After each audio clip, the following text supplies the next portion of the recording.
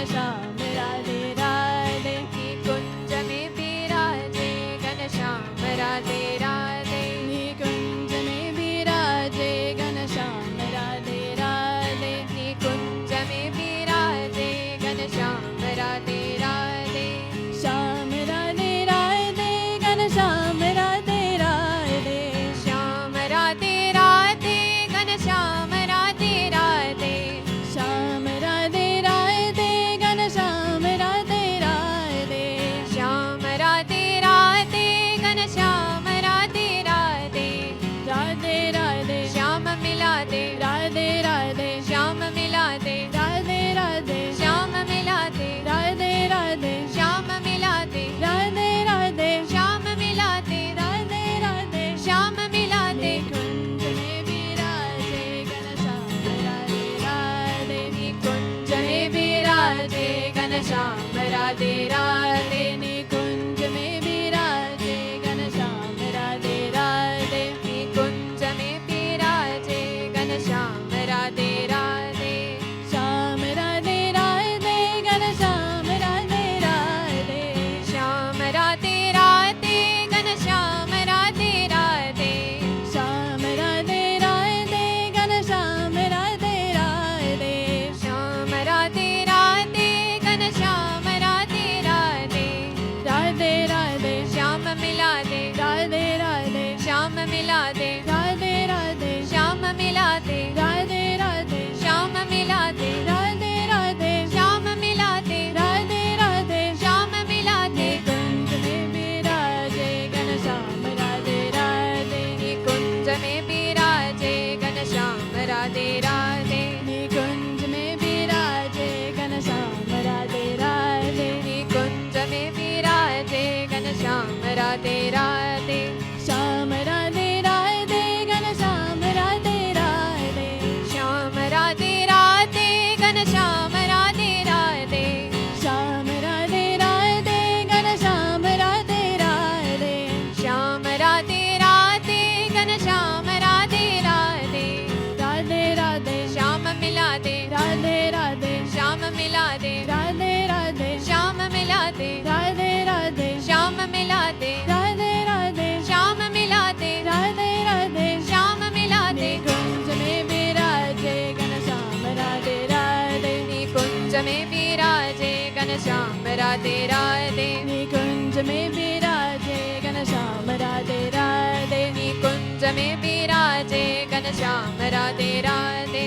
श्याम राधे राधे घनश्याम राधे राधे। श्याम राधे राधे घनश्याम राधे राधे। श्याम राधे राधे घनश्याम राधे राधे। श्याम राधे राधे घनश्याम राधे राधे। राधे राधे श्याम मिला दे राधे राधे। श्याम मिला दे राधे राधे श्याम मिला दे राधे राधे। श्याम मिला दे राधे राधे श्याम मिला दे राधे राधे। श्याम मिला दे। कुंज में विराजे घनश्याम राधे राधे। निकुंज में विराजे घनश्याम राधे राधे। निकुंज में विराजे घनश्याम राधे राधे। निकुंज में विराजे घनश्याम राधे राधे। श्याम राधे राधे घनश्याम राधे राधे। श्याम राधे राधे घनश्याम राधे राधे। श्याम राधे राधे घनश्याम राधे राधे। श्याम राधे राधे घनश्याम राधे राधे। राधे राधे श्याम मिला दे राधे राधे। श्याम मिला दे राधे राधे श्याम मिला दे राधे राधे। श्याम मिला दे राधे राधे श्याम मिला दे राधे राधे। श्याम मिला दे। कुंज में विराजे घनश्याम राधे राधे। निकुंज में विराजे घनश्याम राधे राधे। निकुंज में विराजे घनश्याम राधे राधे। निकुंज में विराजे घनश्याम राधे राधे।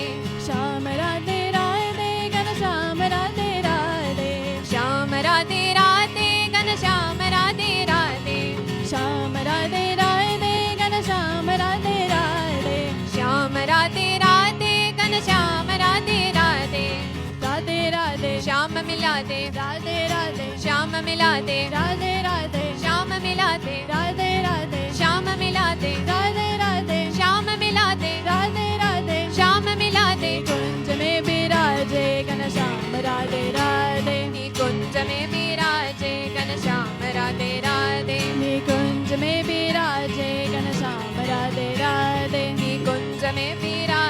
घनश्याम राधे राधे श्याम राधे राधे घनश्याम राधे राधे श्याम राधे राधे घनश्याम राधे राधे श्याम राधे राधे घनश्याम राधे राधे श्याम राधे राधे घनश्याम राधे राधे राधे राधे श्याम मिला दे राधे राधे श्याम मिला दे राधे राधे श्याम मिला दे राधे राधे श्याम मिला दे राधे राधे राधे राधे श्याम मिला दे कुंज में विराजे घनश्याम राधे राधे कुंज में विराजे घनश्याम राधे राधे कुंज में विराजे घनश्याम राधे राधे कुंज में विराजे घनश्याम राधे राधे श्याम राधे राधे घनश्याम राधे राधे श्याम राधे राधे घनश्याम राधे राधे श्याम राधे राधे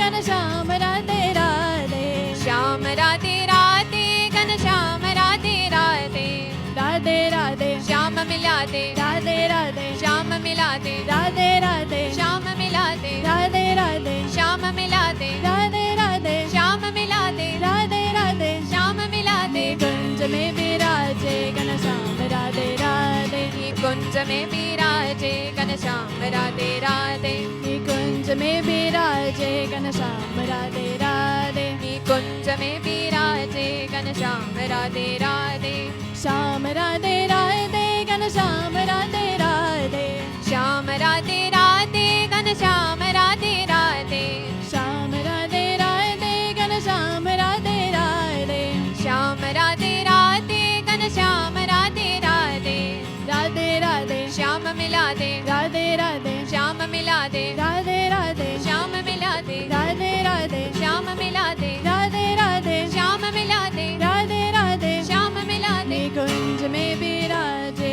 घनश्याम राधे राधे कुंज में विराजे घनश्याम राधे राधे कुंज में विराजे घनश्याम राधे राधे कुंज में विराजे घनश्याम राधे राधे श्याम राधे राधे घनश्याम राधे राधे श्याम राधे राधे घनश्याम राधे राधे श्याम राधे राधे घनश्याम राधे राधे श्याम राधे राधे घनश्याम राधे राधे राधे राधे श्याम मिला दे राधे राधे श्याम मिला दे राधे राधे श्याम मिला दे राधे राधे श्याम मिला दे राधे राधे श्याम मिला दे राधे राधे श्याम मिला दे कुंज में विराजे घनश्याम राधे राधे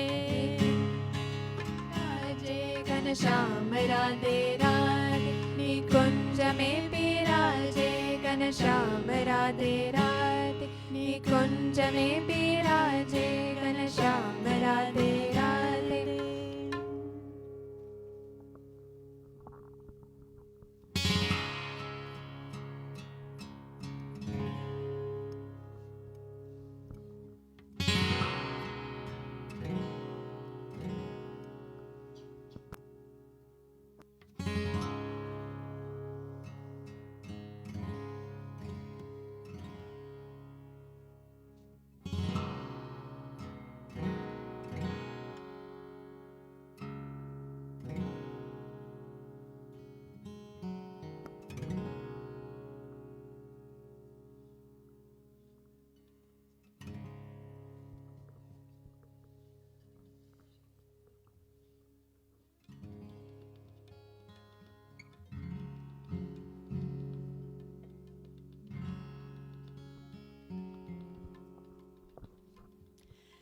नमः शिवाय ओम नमः शिवाय हर हर भोले नमः शिवाय नमः शिवाय ओम नमः शिवाय हर हर भोले नमः शिवाय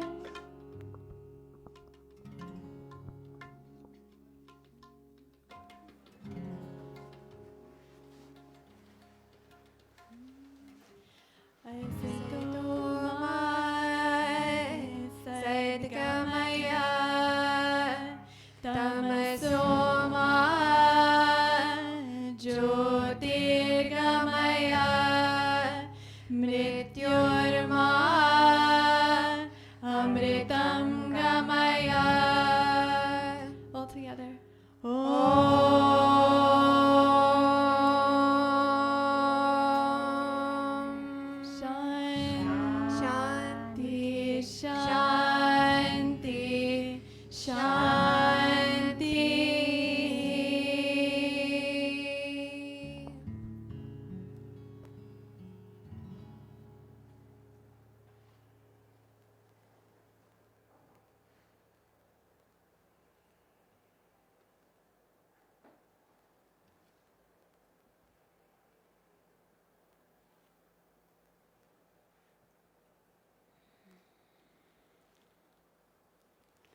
Thank you.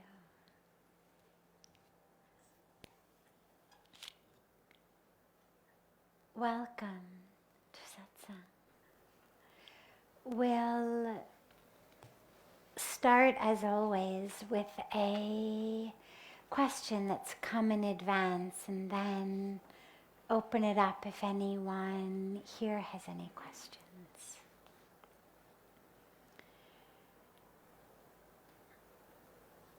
How do we keep a balance between our ego and our heart? What are the ways to keep our ego in check?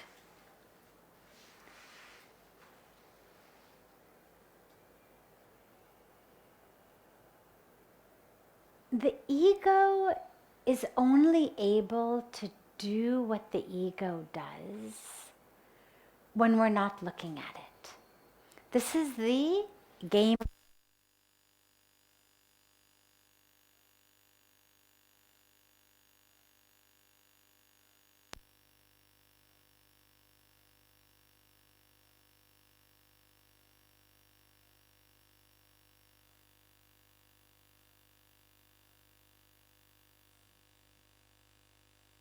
Of wisdom. The ego very rarely comes and says, oh, by the way, okay, so I'm the ego here, and what I'm saying is the voice of the ego here. When it comes sounding like it's your well-wisher. It comes sounding like it's the most smart inner voice. The ego comes and it says, you should do this, don't do that. This is what's important. Don't those people know who they are? You should know who you are. This is what you have to do. And so this is where it's really insidious. If the ego came and before it told us anything, it said, okay, just to let you know, now is going to be the voice of the ego, it's much easier to handle. Those of us who have been on a spiritual path for a while and are very introspective, we recognize the ego. And it makes it, it's still there, but it makes it somewhat easier to deal with because you start being able to see, this is just my ego. So even though it's still present, it's not quite as dangerous because we're able to look at it. We've developed a habit of being able to say, I know that voice. That's my ego. I know that mask. That's my ego. I know that game. That's my ego. So for me, for example, I know when it's my ego saying something. So it's not that it goes away entirely. It's not about being kept in check. It's not that I can feel my ego saying something and I lock it in a box and throw away the key. It's not the answer, because then you just have it screaming from in a box inside you. But the last thing that you want are voices screaming from lock boxes inside your own psyche. The point of the spiritual path is freedom, expansion, openness. And so what I have found the best way to deal with the ego is, first of all, we have to learn how to recognize it. Because when we can't recognize the ego, that's when it's dangerous. When the ego takes the form of that inner wisdom, or the ego takes the form of a really valid fear. No, you shouldn't try that, because if you try that, you could fail. And if you fail, then you will be horribly humiliated. And it sounds like it's a really valid argument. But on closer inspection, we realize it's just the voice of the ego telling us you're small, play small, don't ever have courage, don't step up to the plate, don't think outside the box, don't actually expand into the truth of who you are, just stay in this little box. But it's insidious because it doesn't say, by the way, this is just your ego sent to scare you. This is just your ego sent to keep you small.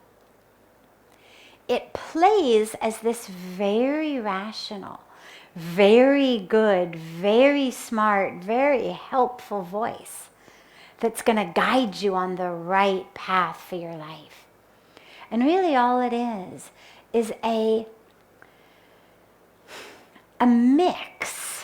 But it's not a blended mix. It's not like you've thrown all the voices in a blender. It's much more like a really out of sync orchestra of lots of different voices.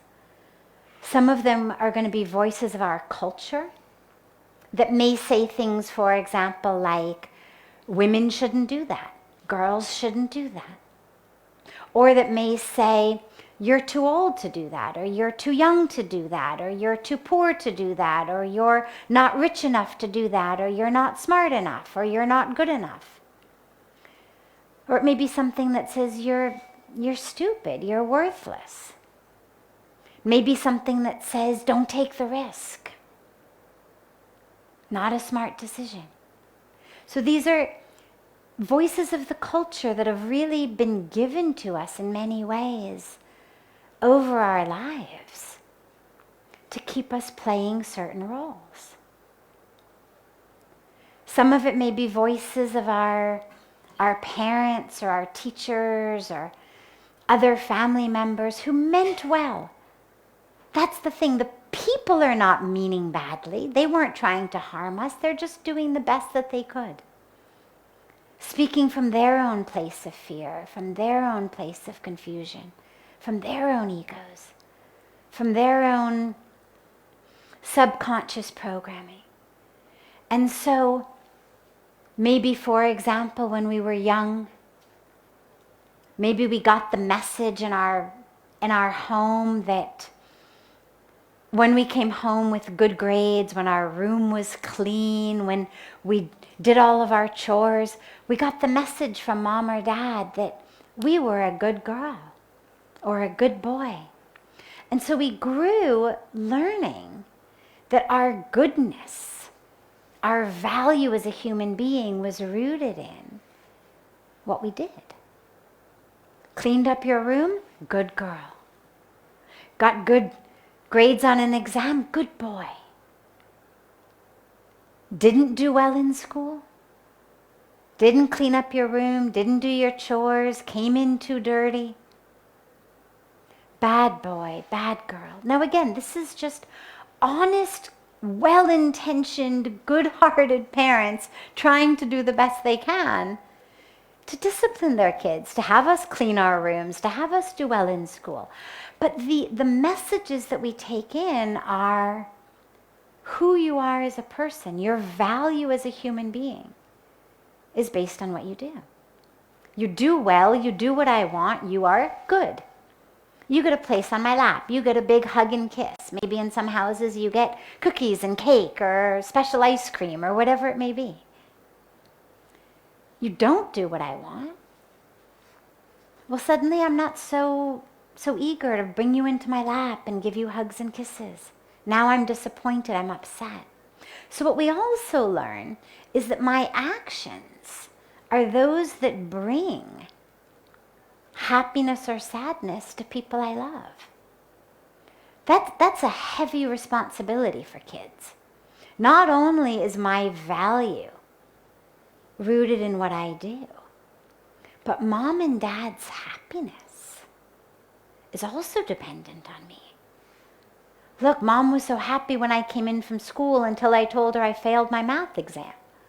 Now suddenly mom's not so happy. Look at the responsibility that I have to keep mom happy. And I mention this because this is all the stuff that our ego gets built out of. When most of us talk of ego, we think just of arrogance. But the ego is much, much deeper and much more subtle than just arrogance. The ego is not only the one who says, oh, you're the best, oh, you're the smartest. The ego is also the one that says, you're stupid, you're worthless, don't do that, don't take the risk. Who do you think you are? So on the one hand, the ego may be the one who says to us, who the hell do they think they are? Like, don't they know who I am, that they should be much more respectful to me? But the ego is also the one who says to me, who do you think you are? Who do you think you are to be so brave? Who do you think you are to start that project, to be able to do this, to dream for that, to want to accomplish this, to stand for that? That's also the voice of the ego. And so this is where I say it's like an out of sync orchestra. It's a lot of different sounds. It's cultural sounds, societal sounds, sounds of parents, sounds of teachers, sounds of so many people's voices that we've internalized growing up. And so when we talk about keeping the ego in check, it's not about pushing it away, because you end up then locking up a lot of voices. The ego is not just one thing that you say, go, ego, in the box. As I said, it's all these different voices, different feelings, different fears, different desires. A lot of what we yearn for, a lot of the stuff that we call success. When you have a lot of money, when you have a good job in a good company, that's what we view as success. Well, again, this is workings of the ego. This is cultural and societal norms that we've internalized.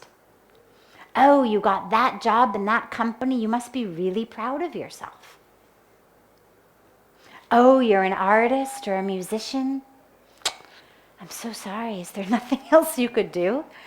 Right? I mean, this is sadly the way that our culture operates.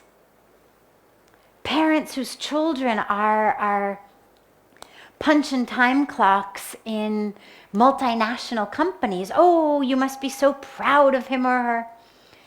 Parents whose children are artists or musicians, sannyasis, school teachers. Get, oh,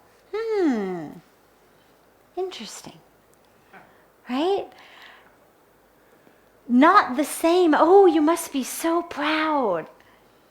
So we live in this culture, again, that's giving us all these different norms. What's acceptable? What's success? And then, of course, we judge ourselves by that.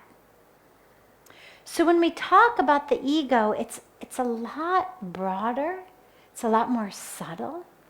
And so keeping it in check is not about, as I said, sticking it in a box. It's about being aware of it. That's all it is. Being aware. Oh, yeah. There's the voice of my 5th grade teacher who told me I would never amount to anything. Well, that's all right, because Einstein's teacher told him he wouldn't amount to anything either. So, okay. Can live with that. Ah, there's the voice of my mom or my dad or an uncle or an aunt or a relative who told me that I was only valuable if I looked a certain way or acted a certain way. Told me I should gain weight or lose weight. Try some new fairness cream, dress differently. Well, okay, I can understand. He or she was going through their own difficult time. He or she had their own issues. And we start to really understand the pieces of our ego. We start to be able to see them for what they are. Oh yeah, I understand how this is a cultural norm. And just to be able to name it for what it is. And then when the ego comes up, you're able to look at it not as some horrible evil being, but just kind of as this annoying neighbor who sometimes gets a little bit too loud when you're trying to meditate or think or sleep. Who you meet on the doorstep. Maybe you used to let the neighbor in the house because you didn't realize that you'd never get him out. But now you meet that neighbor on the doorstep. You say, oh, so nice to see you. No, now's not a very good time, but I hope you have a wonderful day. See it for what it is. As you see the ego arise, and this is really what a lot of the path of mindfulness is about. It's not about bad ego. It's about just understanding, yeah, I have these components in me that have been imprinted upon me during different aspects of my life. They're not the truth of who I am. They're not soul or spirit or consciousness or love or truth. They're just impressions that have been made upon me by different voices, different values, different experiences I've had. Maybe I was made fun of in a class for being too fat or being too skinny, so I developed a complex about it. Maybe I was made fun of in class for not being able to do math. So I became afraid of math or afraid of numbers. I convinced myself I'm not a math person. Whatever it is, we start to see things and understand where they're from. And what happens then is they just lose their power over us. So the way to keep the ego in check is simply to see it for what it is.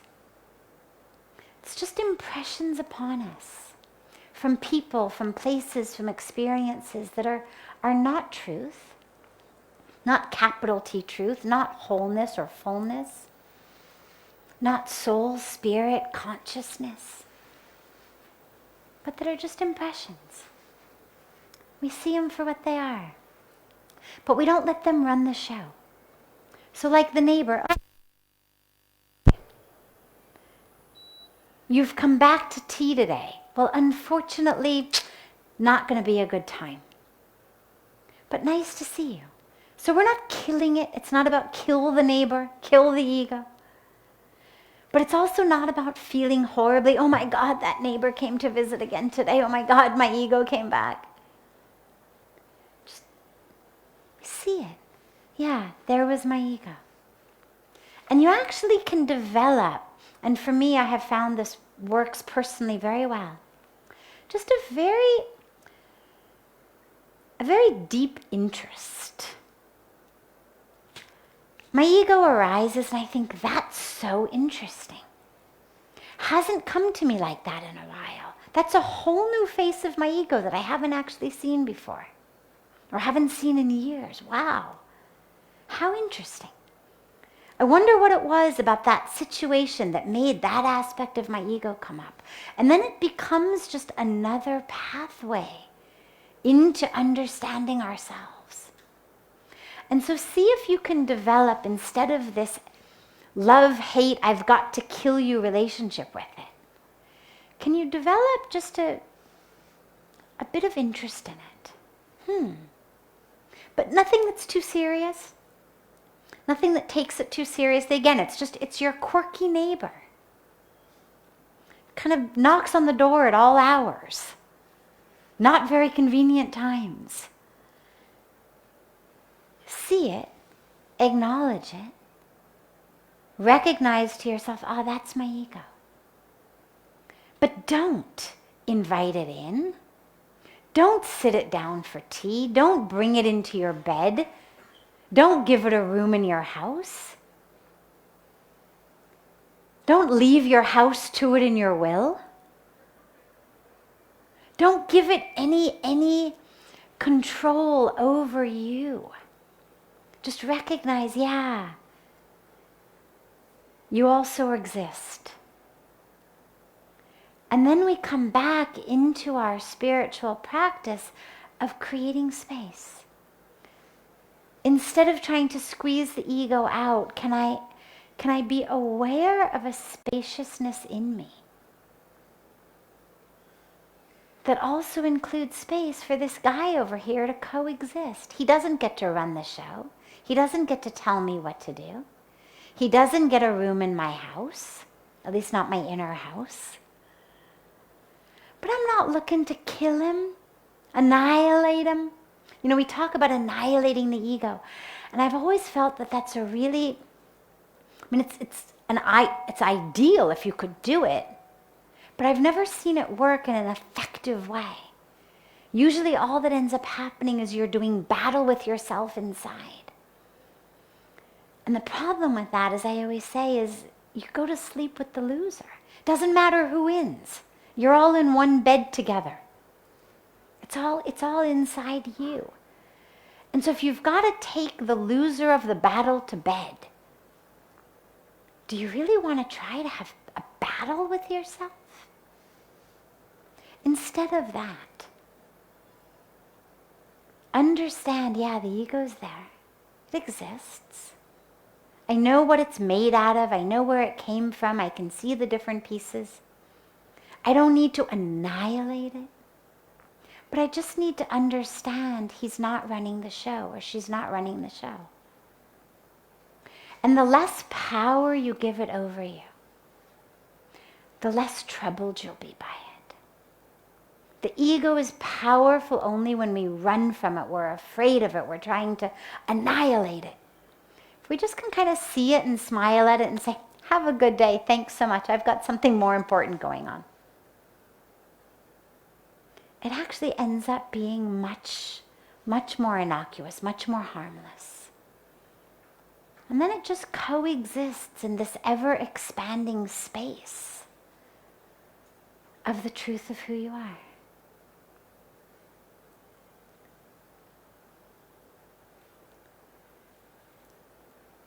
Before taking any of our other questions that came in advance, I'm happy to open it up to any questions that anyone here may have. Yes. How to be at peace with your wife? How to be at peace with your wife. So we'll begin with the humorous and then come to the more serious. My dad is an attorney. This is true, not a joke. My dad is an attorney.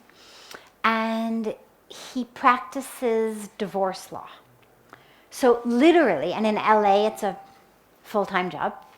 So from morning till night, all he has done for the last 45 years is get people divorced. He used to do it as a litigator, he now does it as a mediator, but he has spent literally his entire career only with couples who are getting divorced. And he happens to be a very smart man. And my dad has a saying, a teaching, which I love and I share as frequently as I can. And the teaching is, you can either be right or you can be married. You can't be both. In India, where divorce is not so common or prevalent, we could amend it slightly to say you can either be right or you can be happily married. Because maybe you won't actually get a divorce, but then you just find yourself in a miserable relationship. So you can either be right or you can be happily married, but not both.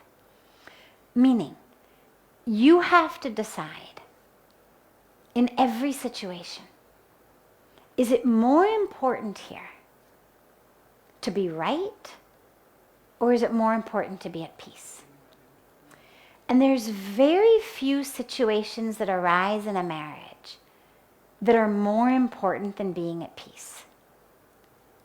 I mean, if your wife said, I'm gonna, take a gun and go out and kill all the neighbors, well then by all means, stop her by anything you have to do. Even if it's a fight, fight her. Stop her from killing the neighbors.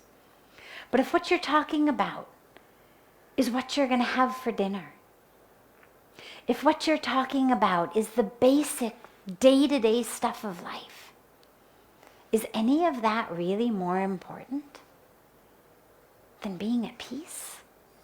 Of course not. You may end up getting the dinner you wanted, but you've got indigestion because you've been fighting. You may end up winning the battle, but you sleep alone. So what have you really accomplished? And so, Puja Swamiji, it's been actually beautiful because Puja Swamiji, of course, gives all of the teachings from the scriptures, from the Gita, from the Vedas, from the Upanishads. My dad has never read the Gita or the Vedas or the Upanishads. He gives teachings from his life. But it's been interesting because the teachings, particularly with regard to this, overlap completely.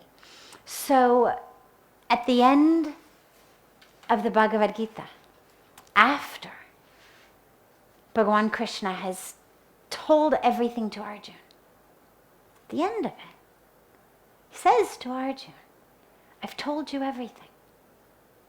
Now you do whatever you think.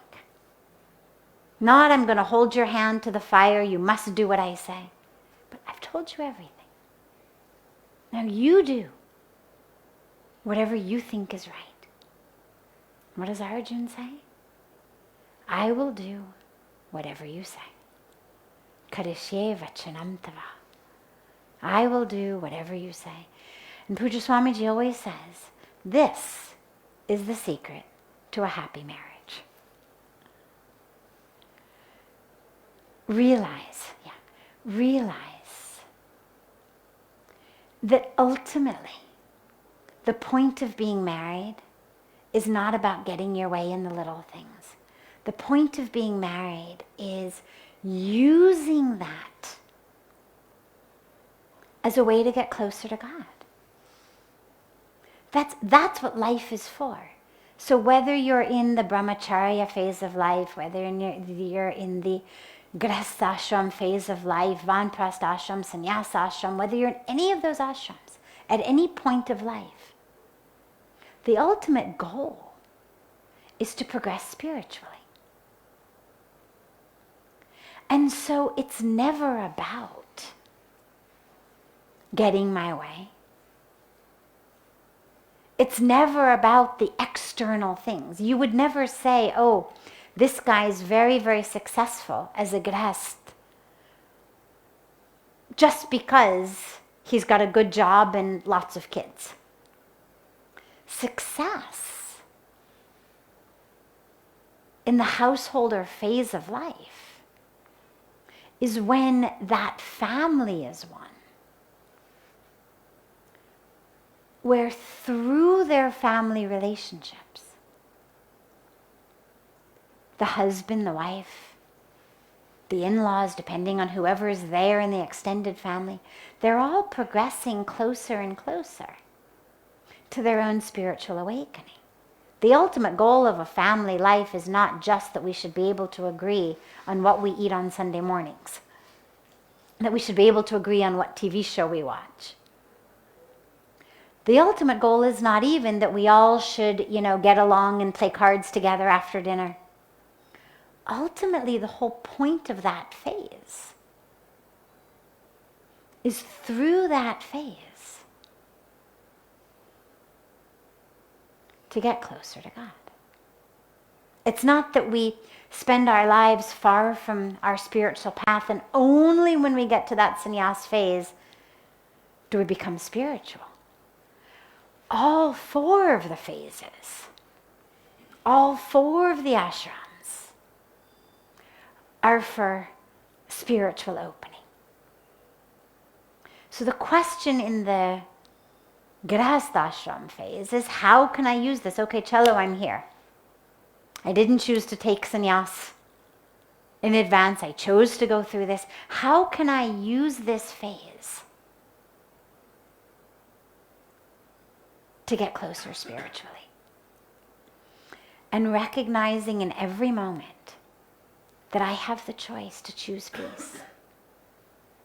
Number one. Number two, not only do I have the choice to choose peace, but recognizing that my emotional state is 100% up to me. Doesn't mean that my husband or wife or in-laws may not be the most annoying person on the face of the planet. I mean, somebody's has to be the most annoying person on the face of the planet. Somebody's will be the second most annoying person on the face of the planet. Somebody's will be the third most annoying person. Granted, you may absolutely have married the most annoying person on the face of the planet. It is possible. Somebody has to have married him or her. Most likely. Maybe it's you. Who knows? But even if it turns out it's you, nonetheless, Your emotional state is not determined by that person. No one has the power to reach their hand into you and to take all of your neurons in your brain, to take the chemicals in your brain, to rearrange the electricity, the chemicals in the brain, to take the adrenal glands on your kidneys and squeeze them till they secrete adrenaline. It's your brain that does that. Nobody reaches in and grabs them and squeezes them until you've got adrenaline pumping through your body. We secrete adrenaline because our brain says, I'm stressed. Well, again, nobody's gone into your brain, pulled the right neurons, like our blinds in the house, open something, shut something. Nobody can do that with your neurons and get them to get stressed and upset. We do that. We are the only ones who actually have the power to impact the workings of our own brain like that. Unless you happen to be married to a, neurologist who's removed your skull and is prodding you with a metal probe. But if not, if you've still got your skull all on, you're the only one in charge. And so it's a wonderful opportunity to realize you may be the most annoying person on the planet, and I am still able to be in peace. Look at that. I'm still able to be happy in this moment, even though I'm face to face with the most annoying person on the planet. Because that power is within me. We think that people outside make us unhappy, make us stressed, make us miserable. They do not. We choose. We choose. What you did is something due to which I'm going to become upset. I have that choice, which means I also have the possibility to choose something different. And this is my favorite question in the world. Every time you find yourself getting upset, ask yourself the best question. Is there an alternative? And the reason that I love this question is it's not a criticism. It's not something that says you're a bad person. It doesn't say you're not spiritual. It doesn't say anything. It's simply an open-ended question. Is there an alternative? Do I have a choice? Might there be a different possible way of responding in this moment? And what you'll find is there's always an alternative. Even if you're married to the most annoying person on the planet, there is always an alternative. And you've got free will to choose whether to take that alternative or not. But if you don't, then you need to realize you've chosen that. And that's up to you. Pardon me, Yes, extending that's part okay. one. No Yeah. problem. Part 2. Part 2 is how to bring your mother and wife at peace. Aha. Part 1 is very easy. Done. Yeah, I'll come back to that in 1 second. Yes. Why always bad thoughts come in mind in spite of good thoughts, and due to these bad thoughts create a tension or negativity or a fear in the mind? Okay. How we can reduce our power? Wonderful. Okay. So we'll finish up with the family situation, and then we'll come to the thoughts in our mind. If there were an easy answer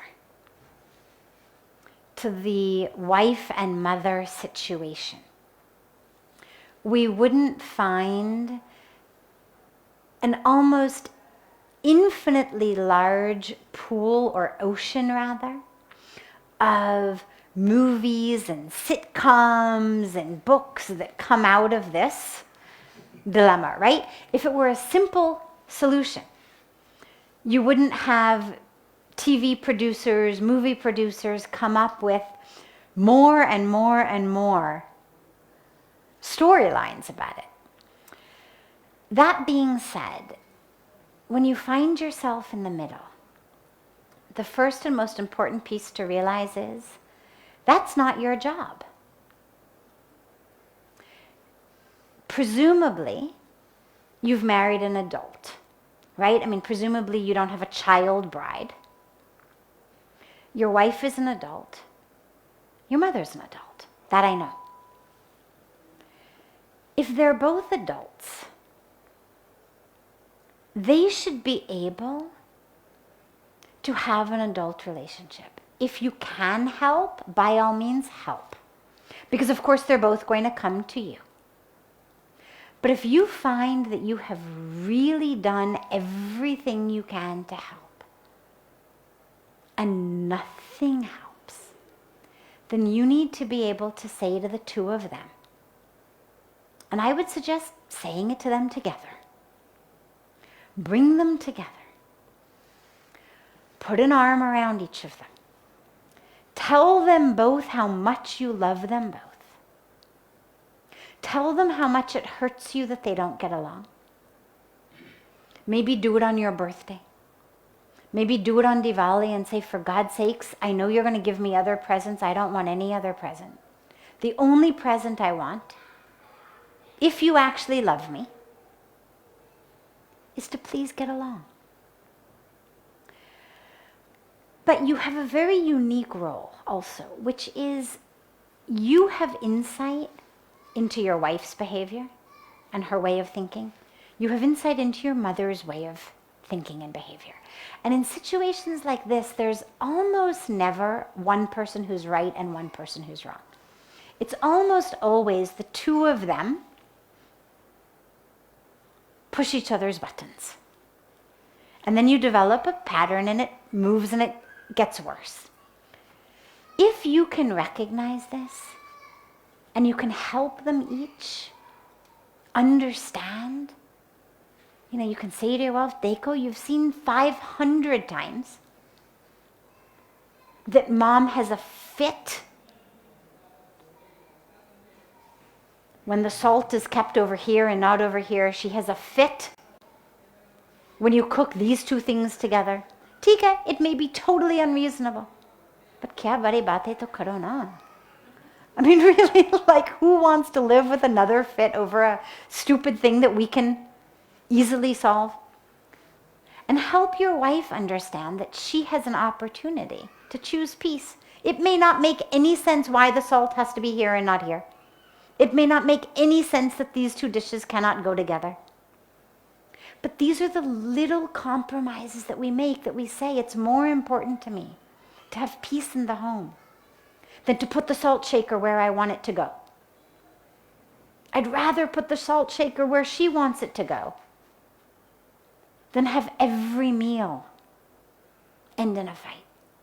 And in the same way, help your mom. Hare Ma, come on, really? She's young. She's new. She's trying. Up to my. Right? Up to my.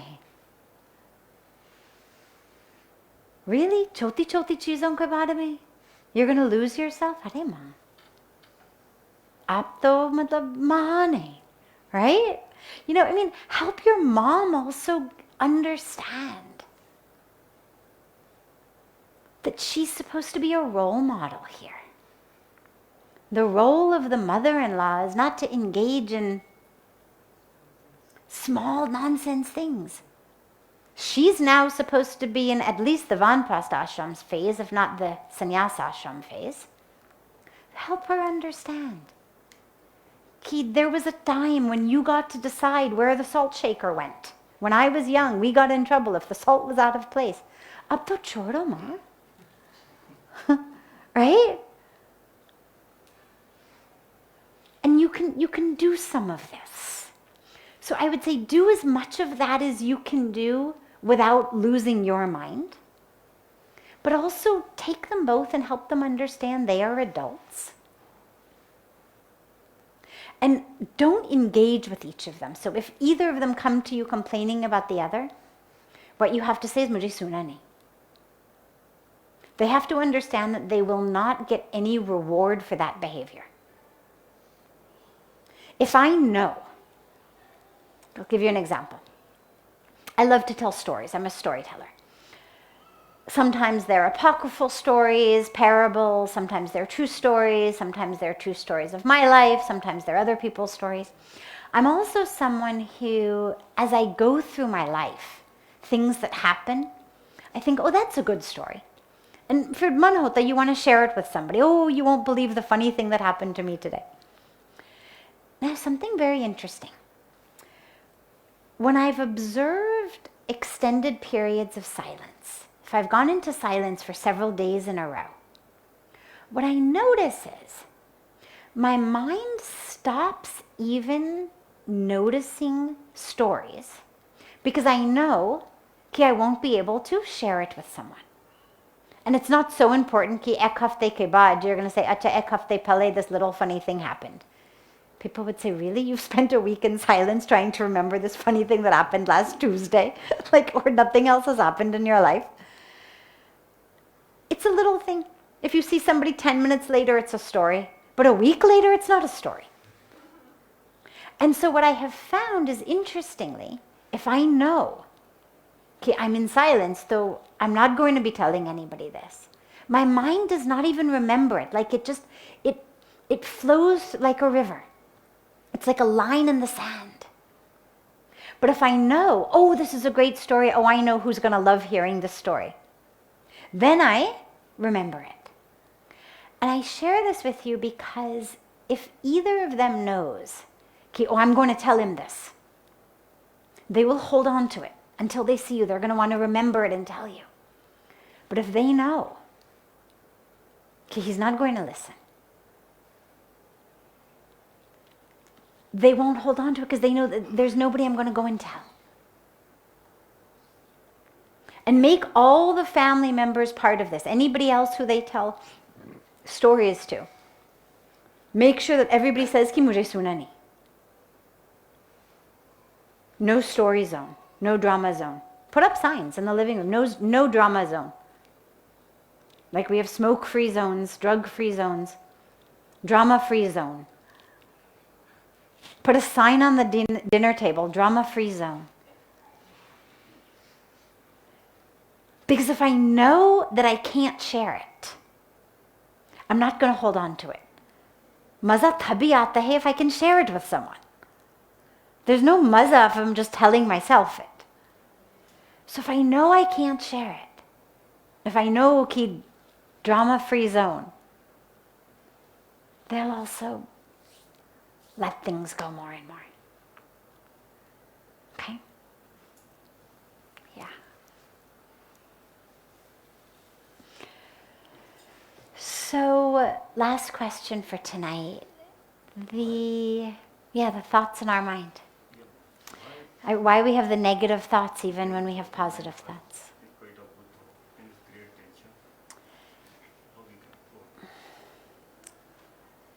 So, negative thoughts frequently come out of a habit. And this is where they come even in spite of good thoughts. So for a lot of us, what happens is we embark on a spiritual path and we make a very concerted effort, a very conscious effort. I'm going to think positively. I'm going to not have judgment. I'm going to be peaceful. I'm going to be loving. I'm going to see the divine in all.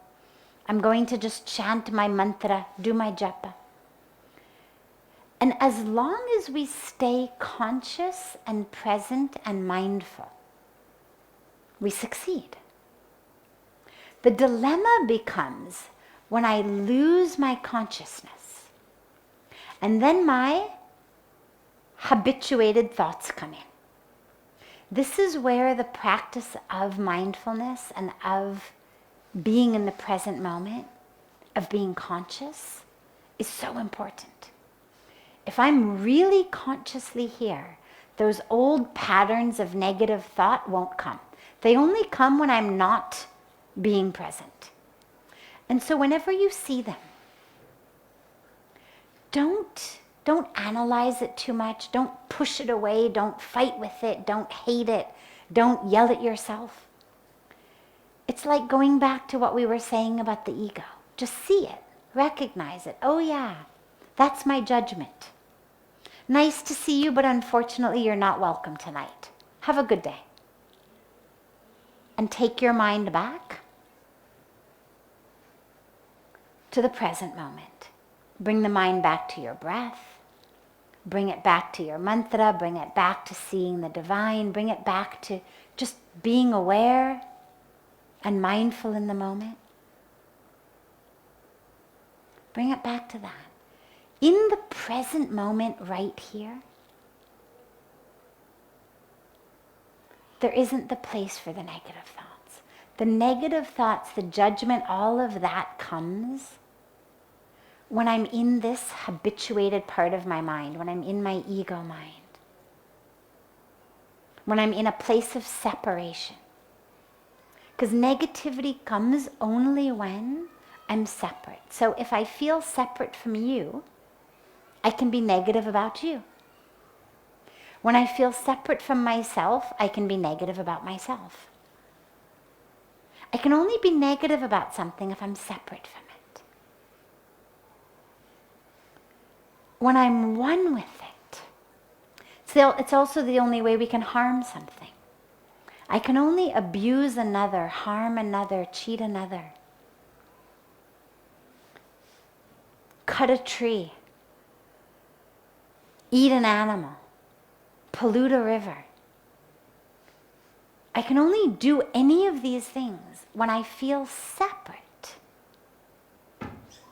from that which I'm harming, whether it's a human, whether it's a body of water, whether it's a tree, whether it's an animal.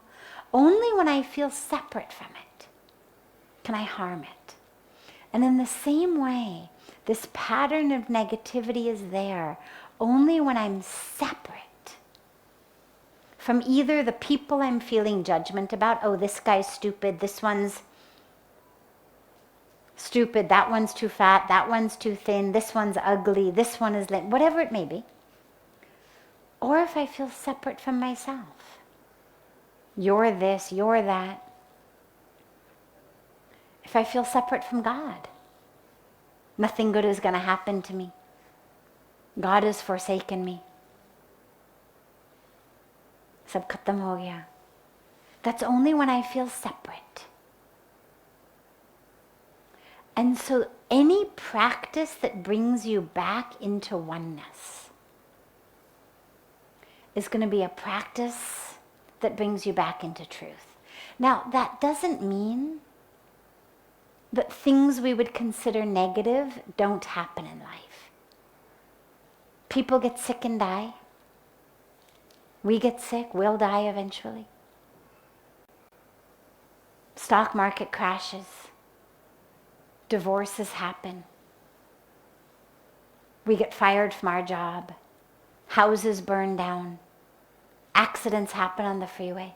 I mean, simply being spiritual, thinking positive, being connected, does not mean that these things don't happen in the world. And when they happen, we're present with them. And sometimes what's present in the moment is grief, sadness. Car accident happens, an illness happens, people die. People we know die, people we don't know die. You read a news story, you see something, some children died. It's sad. Nothing wrong with that. It's part of the human existence. We've been given hearts so we can feel. Tear ducts so we can cry. To be able to experience that pain, that sadness, that grief, that's part of the human spectrum of emotion. But that's different from when you talk about just negative habitual thoughts. So this is where it's important to understand. Is what I'm having a true, real, honest feeling in the moment? And if so, be with it. If there's sadness, be sad. If there's grief, grieve. But what you'll find with those is they change very quickly. When we actually are present with our feelings in an honest way, they don't last very long. They come like a wave, it builds, and then it dissipates, and then some other feeling comes. And then it dissipates, another feeling comes, it dissipates. That's being aware. And we're able to see them for what they are. Yeah, sadness, grief, loss. And that's what's present in that moment. But also in the presence is the me who's saying, grief, sadness. Who is that? Who's the one saying, that's grief? Who's the one saying, sadness? Who's that I? Who's the one watching me be sad? And then we have the opportunity to watch it, to be present with it, but to be present with it from a completely different place. To be present with it from sitting on the cliff watching the waves of the ocean, instead of actually being the one in the waves of the ocean. We're still there. We haven't run away. But instead of being tossed around in the waves, we're able to watch the waves. So they're just different levels of awareness. One level is, I'm in the wave. Another level is, I'm sitting on the cliff, watching the wave. And then there's even another level that's watching myself sit on the cliff, watching the wave. And those are all places of awareness, places of presence, just deeper and deeper. But the negative thoughts that come just out of habit, just the nonsense, subconscious kind of commentary that runs in our mind, that's the stuff that we want to get free of. That's the stuff that comes when I'm not present. And so when you find that coming, just bring your awareness back to the present moment. Bring it back to the breath. Don't try to say be positive. Just be present. Instead of saying be positive, say be present. Be right here, right now. Be with the breath. Be with the environment. Be with the smells of wherever I am. Be with the sights of wherever I am. Be with the experience of my breath entering and exiting my body. Be with the chanting of my mantra. Be with the divinity of the experience of where I'm sitting, the experience of the divinity within me. The divinity in those I'm with, whether it's a tree or a human being. Can I experience the divinity in them? Be present with that. And that'll quiet all of that subconscious, constant monkey mind negativity. Right now. Get out of separation, be in oneness.